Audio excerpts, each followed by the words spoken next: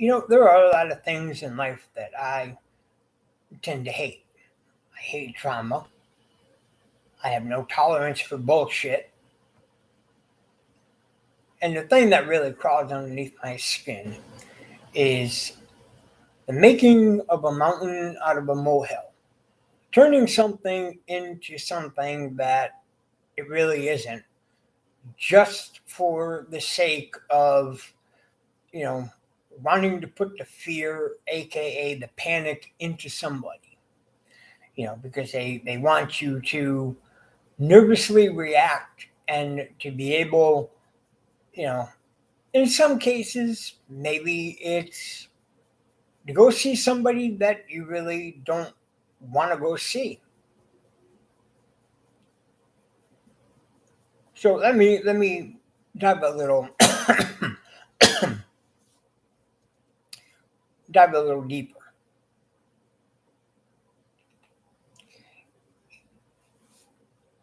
Let's say you have what would be the equivalent of athlete's foot, right? Now we all know what athlete's foot is, right? We know what athlete's foot does. Athlete's foot is itchy, it burns, you know, it just gives off dry, flaky skin, you know, it peels, it cracks, you might get some sweating in between the toes, things like that. I mean, not everybody gets all the same end quote symptoms. All right. Now, a nurse comes along and the nurse says, "Well, let's look at that foot." Okay. Now, here's what you don't see. Right now, you might see the flaking and the cracking and the sweat and other little things. But what you don't see is redness, discharge, pus. It doesn't smell. It's not gangrene. There's no fever, chills, right?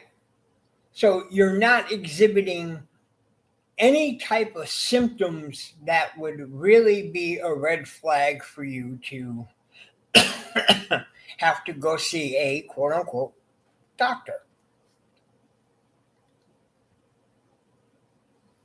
But they want to tell you all the funny, funky things, you know. Well, you don't want it sweating in between the toes, and da da da da da da, da and that's going to happen, and it's like go pedal that bullshit somewhere else. Go pedal it somewhere else down the road. I don't want to hear it. You know. Well, didn't the doctor see it? No, because there's nothing for him to see. And as I told a nurse, just like I've told other nurses, when they were fitting for a shoe for that foot, yes, the sock was off. Yes, they did see that. No, he did not need to be called back into the room. And he did not have to, physically look at it and say, oh, okay, well, we've got to treat it. See, if there was something wrong, if there was something, if there was something drastically wrong, they would have called him back into the room. But the truth of the matter is that there was nothing there for him to look at. Nothing there for him to look at. So stop obsessing over it. Stop making a mountain out of a molehill. All you're going to do is just piss me off. You know? You really are. You're going to piss me off. And you're not going to like me when I'm angry. because, I'm one of those people, I don't hold back when I've got something to say.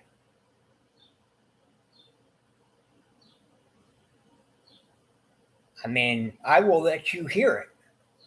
I will tell it like it is, and I don't give a shit one way or the other.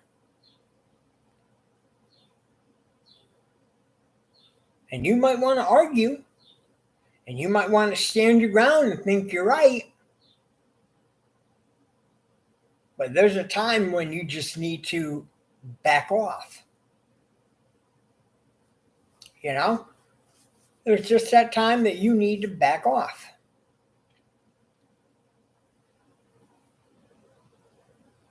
And this is one of those times. This is one of those times where it's better to just leave it alone. Stop talking about it. Don't obsess over it. Do what you got to do and get out of my sight.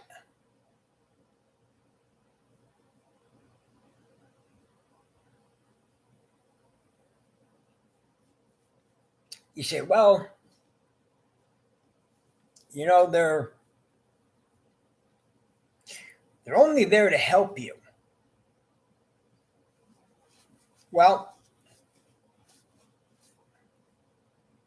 it doesn't need help. It's not crying out for help. It's not at that stage where it needs, quote unquote, help.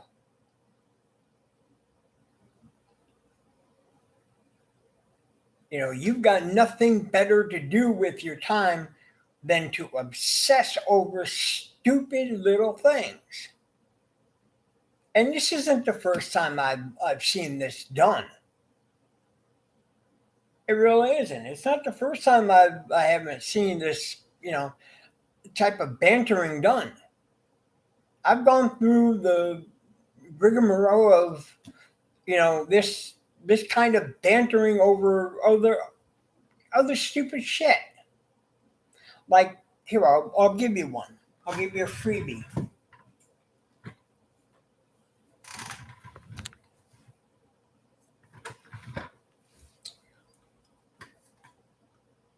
Potassium level, right? Now, you're getting bombarded with all these phone calls about your potassium level, right? Your potassium level is too high. Your potassium level is too high. You have to go into the emergency room. We want you to go into the emergency room. Why? Because your potassium is too high. Okay? I'm not feeling any symptoms, folks. Not feeling any symptoms. Well, that still doesn't mean that there's something not wrong. Now, wait a minute. Hold on. Because you bastards talk out of one side of your ass to the other, and you really don't know which is which.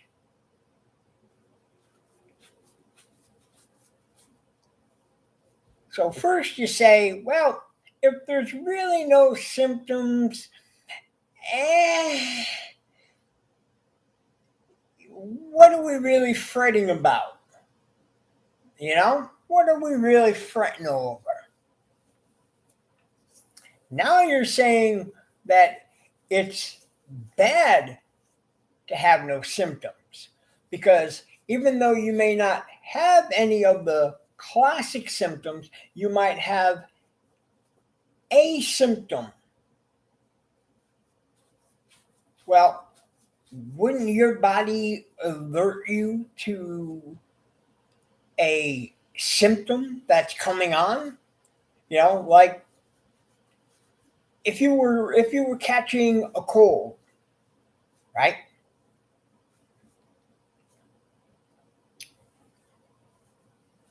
Your body lets you know that you are beginning the onset stages of catching a cold, right? So you start exhibiting some of the,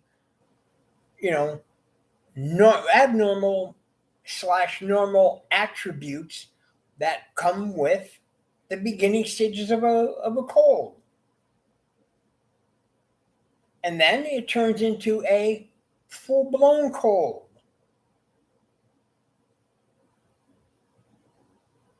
And then as you slowly treat it, the garbage that's inside of you gets fought off. And eventually you start breathing normally, and you're not you're not deeply congested. You don't have a runny nose. You don't have any of these problematic symptoms.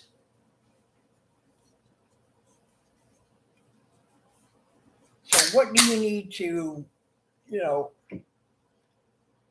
take or do to get rid of these, invisible symptoms that no longer show themselves to anybody?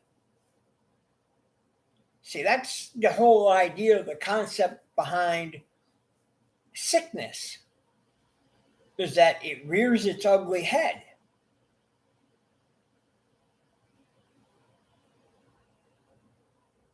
It wants to peek out at you and look at you and say, "Hi."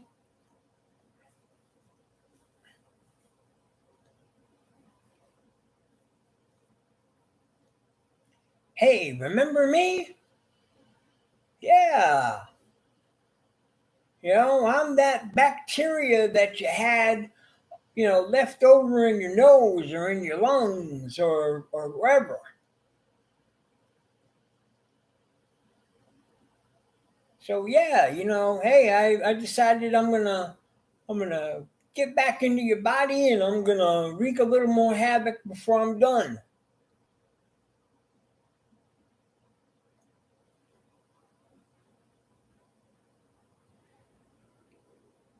Now, I may joke around with that stuff, but the point is that why would I waste my time going to an emergency room to get a medication that is taken via a half a bottle on a spoon, maybe about that big, that you just fill it up and pop it down your throat,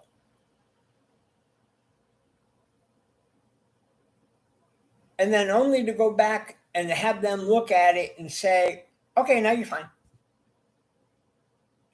Like, we're the only ones who can give you a clean bill of health. We're the only ones that can say those things to you. We can't, you can't say that about yourself. We can say that because we are qualified. Well, no.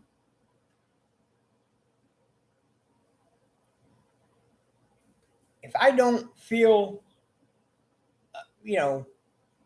that there's anything wrong, if I feel like $1,000,000 and I'm able to get up and walk and use the bathroom and go out to eat or take the car to the car wash or whatever the case is, then you don't have to worry about what I'm doing.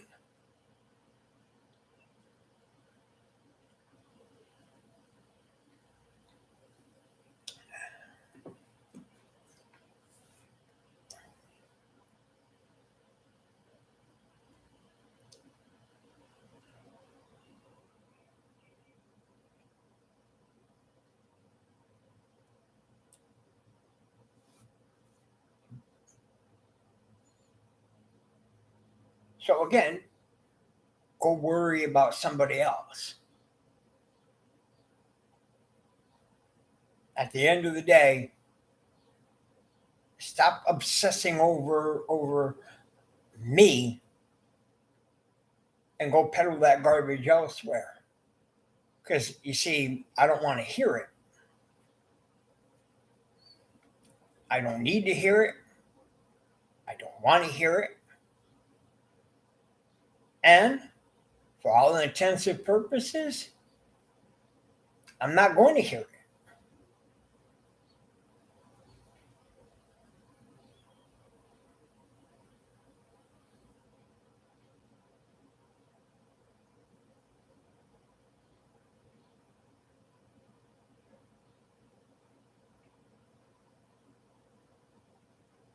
Now the funny part is that they look at you and they say to you, well, don't you care about your well-being?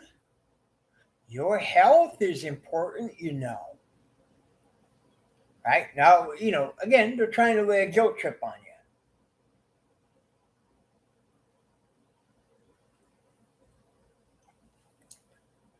As a buddy of mine used to say, you know, pack your bags, you're going on a guilt trip.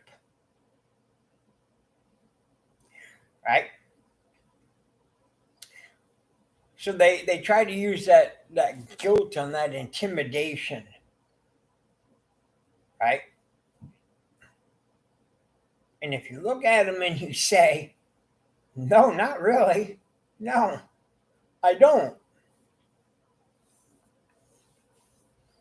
You know, they look at you like you just talk to them with, with 10 heads. Because they don't understand.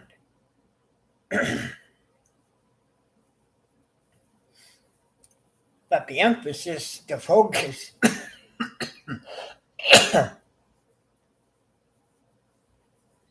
it's not on yourself.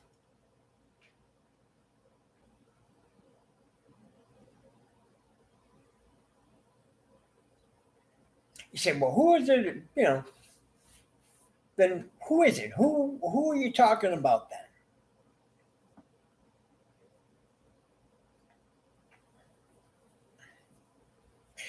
I'm talking about the people that are out in the world. I'm talking about all the ones who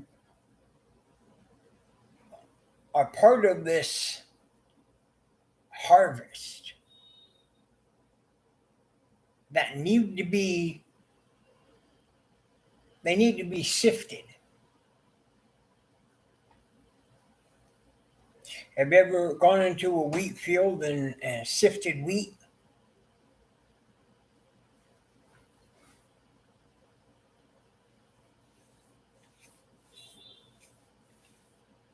If you say no, well, neither have I. But you know, I've seen it done. I've seen how they harvest it.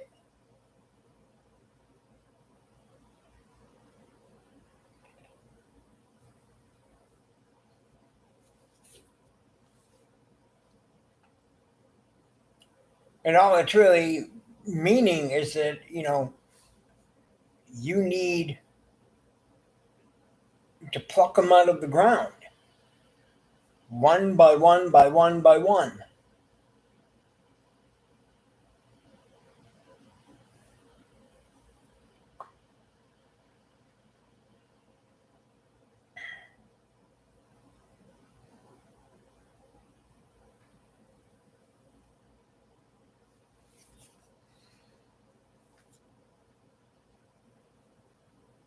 Worry about more about what's in the world and the people that have gone astray.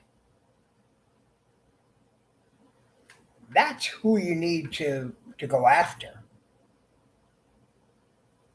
And don't give them the shuck and bull story. You know,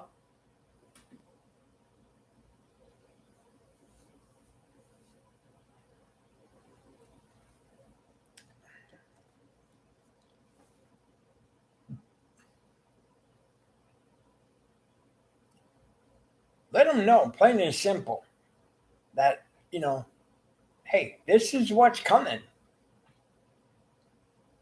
This is what's happening. We're not making mountains out of molehills here, folks.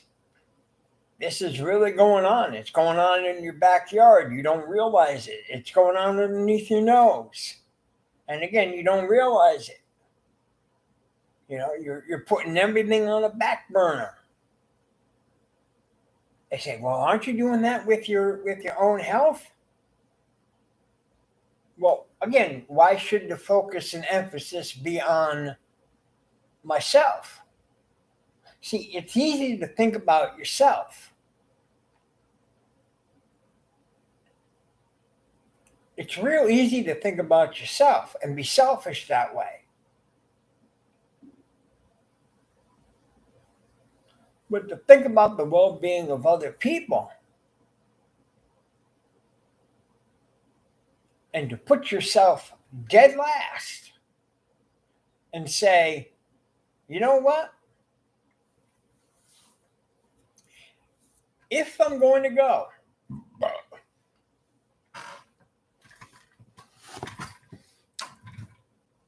then you know something? I want to go down swinging.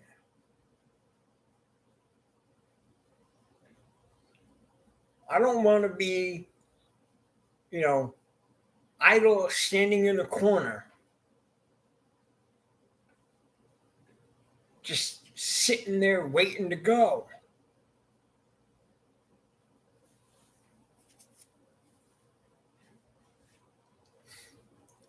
I got to be active. I got to be moving. I got to do, I got to do something.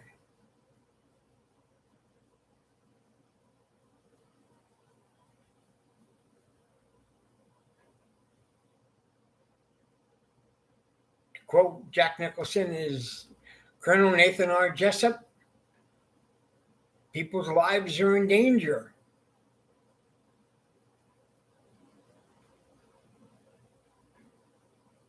You don't have time to think about you.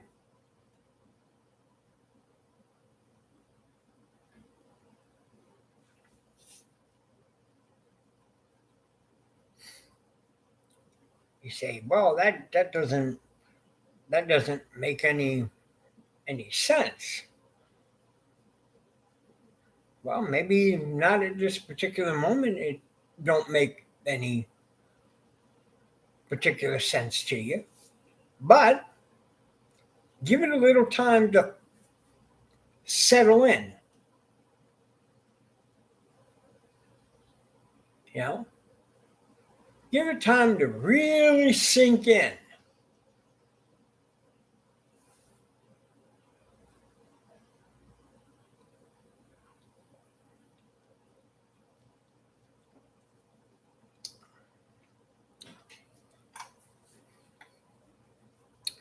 Go out there and go work the mission field. Go work in a homeless shelter.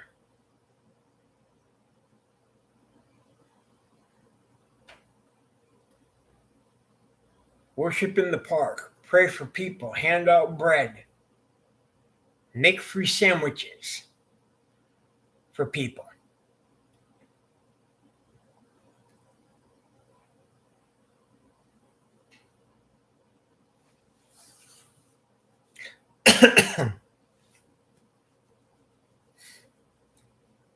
Let them see where your priorities are really at.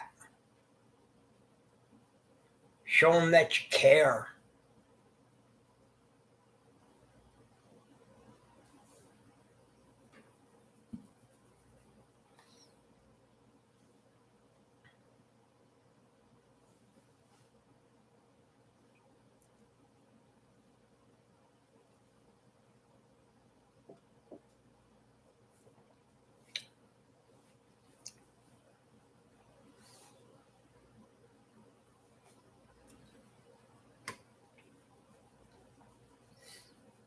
I mean, bottom line, folks, are we all going to die?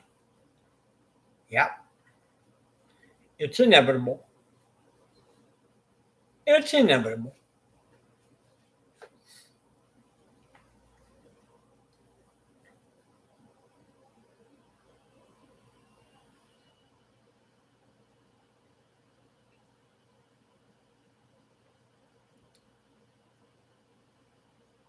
But don't let these mind controllers tell you that, you know, you've got something more wrong with you than what is really not wrong with you, you know, because I know you probably don't believe it.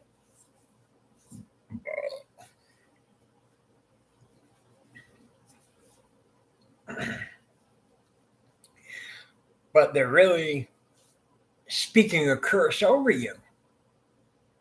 Now,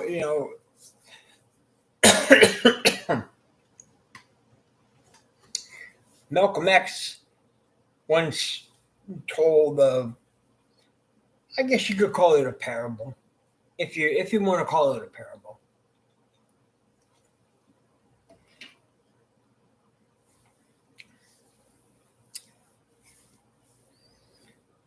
And the parable was about the house slave versus the field slave.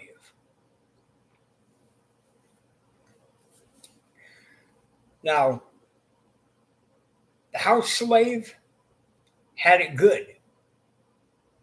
He ate well, dressed well, slept in a nice bed,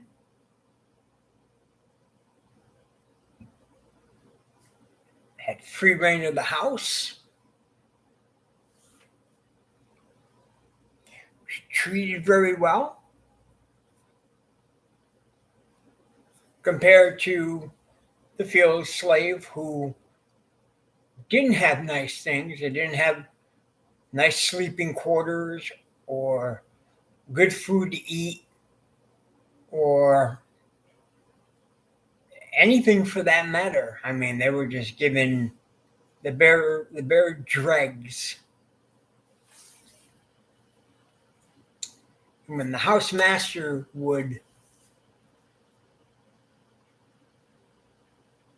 come up and he would say to the house slave, "Bo, I think I'm sick."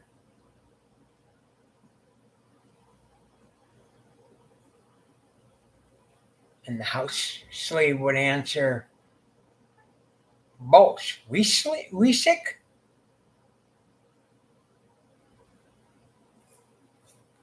You see, folks, these people are trying to make you convinced that you're sick. They're trying to put it in here that you're sick. They want you to believe it. They want you to believe you're dying. Like you really need to have them constantly reminding you that your body, as it's getting older and older and older, is beginning to deteriorate away the way it was meant to be.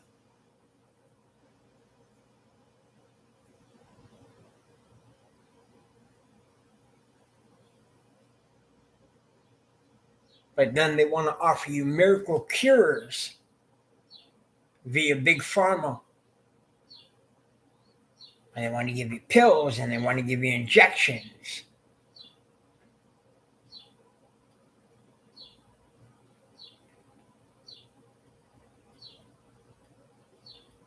And they want you to keep coming back.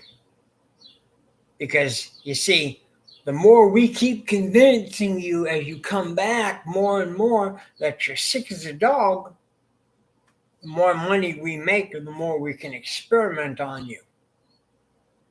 This is what we want. We want to be able to use you as a human cadaver up until the point where we can no longer use you. And then we just let you go, and then we'll go on to the next individual. And we'll keep doing that as long as there's a human population to do it to.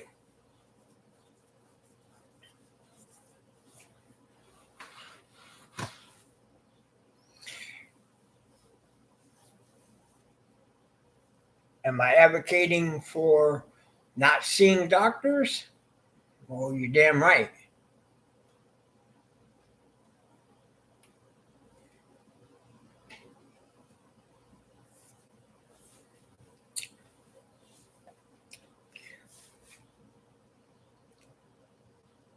Yes, sir. I definitely do not believe that we need to go back and we need to see these people every 3 months or every 6 months or a year or 2 years or 3 years. You know, we should be able to pick and choose our time when we need to go see them, when we feel it is time for us to be seen, not when they choose for you to be seen.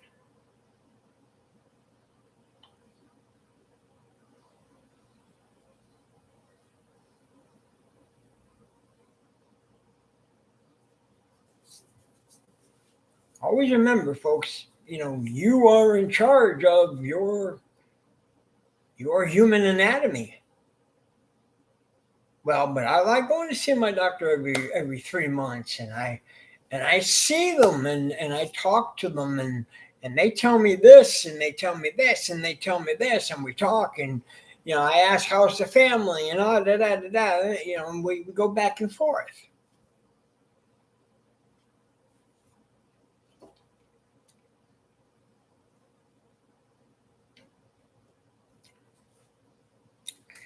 Well, that's all fine and well and good if you believe that your doctors help you. You know, if you want to be the Bernie Lefkowitz of the group, and talk about in 1949, Doc Schultz, you know, and you want to start telling people, what Doc Schultz said in 1949, like it really matters what Doc Schultz said in 1949.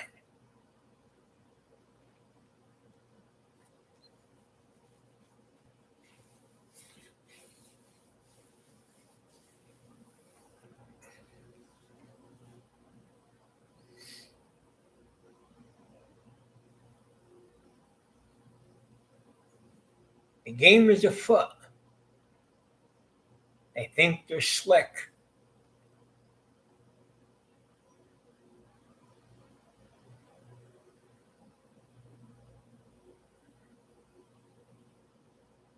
They'll have you believing if you're easily brainwashed and manipulated. Folks, all I got to say is don't you believe it?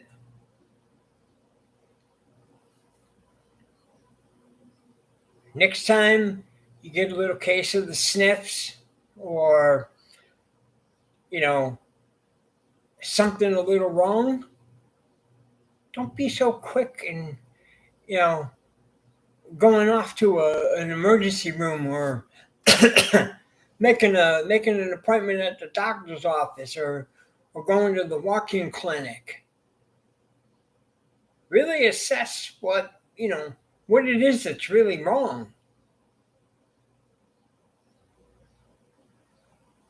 The only one who can really tell 100% if you're sick is you.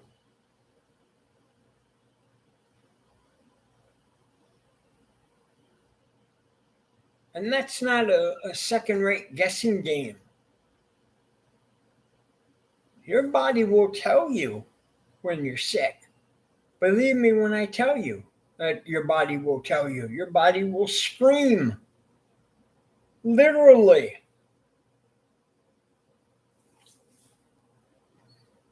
And then you go.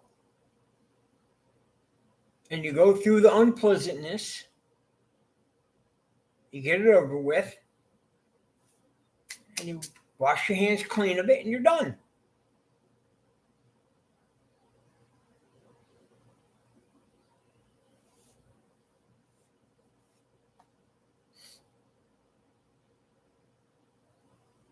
And that, ladies and gentlemen, is why I don't like doctors. I don't like science. I don't like medicine. And I sure as hell don't like Big Pharma. If there was anything or anyone that could ever be the biggest killer on the entire planet,